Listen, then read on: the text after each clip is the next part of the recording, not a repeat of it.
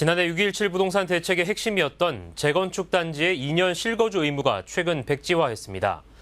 규제 발표 이후 전세 시장이 불안한 흐름을 보였기 때문인데요. 그렇다면 이번 규제 완화가 부동산 시장엔 어떤 영향을 미칠까요?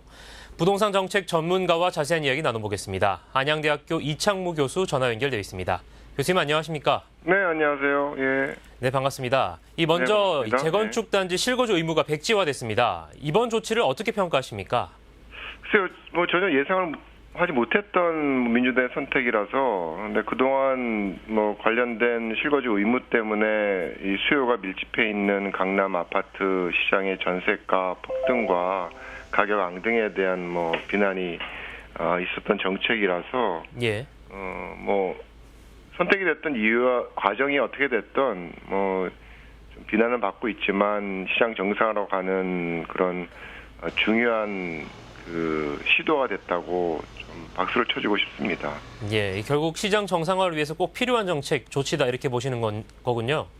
그렇죠. 예, 그렇다면 조만간 예. 좀 올바른 선택의 결과라는 게 시장에서 전세 매물 증가라든가 이런 긍정적인 효과로 곧 관측되지 않을까 기대합니다. 예, 그렇다면 이 교수님께서는 전세난 완화를 위해 수정돼야 할 이 부동산 정책이 있다면 1순위가 무엇이라고 꼽으십니까? 저는 전월세 상한제하고 계약갱식 청구권을 좀 원위치로 돌렸으면 좋겠다고 생각을 해요. 예. 1년 전에 날치기로 국회에서 통과를 하고 나서 그 여당 그 주요 당직자인가요? 네네. 승리에 찬 그런 모습을 보였는데 1년 되돌아보면 사실 참담한 실패잖아요. 네네.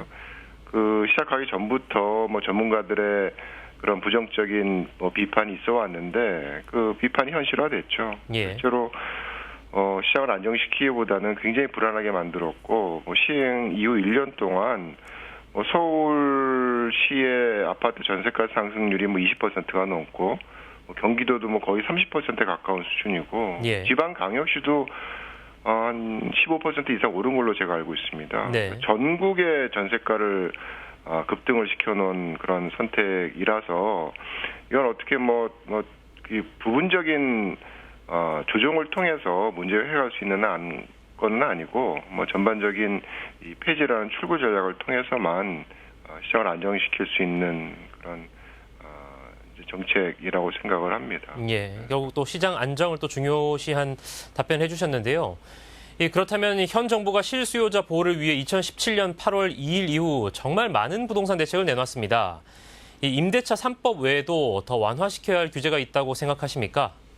그건 많죠. 지금 이번 정부에서 시작한 그런 정책적인 시도라는 게 굉장히 이념적인 부분에 있어서 실험적인 정책들을 많이 시도를 해서 네. 사실은 걷어낼 것들이 많죠. 예. 그러나 지금 기자님께서 말씀하신 것처럼 실수요자라는 그런 명제하에 여러 가지 그런 정책적인 선택을 해왔는데 사실은 실수요자라는 정의가 굉장히 모호한 거거든요. 예. 주택시장에서 자가로 주택을 소비하는 사람도 있고 또 임대로 소비해야 되는 사람도 있고 또 그 사람들의 민간 임대주택을 공급하는 또 다주택자라는 또 주체들도 있기 때문에 이런 시장의 다양한 주체들의 정상적인 기능을 인정하는 게 정상적인 그 부동산 정책이죠. 네. 그래서 특히나 이제 이번 정부에서 타겟이 됐던 그런 다주택자에 대한 여러 가지 규제들, 특히나 이제 지나친 과세적인 부담, 조세적인 부담들은 덜어내야 될 부분들이 많다고 생각을 합니다. 네. 종부세 6%, 양도세 75%,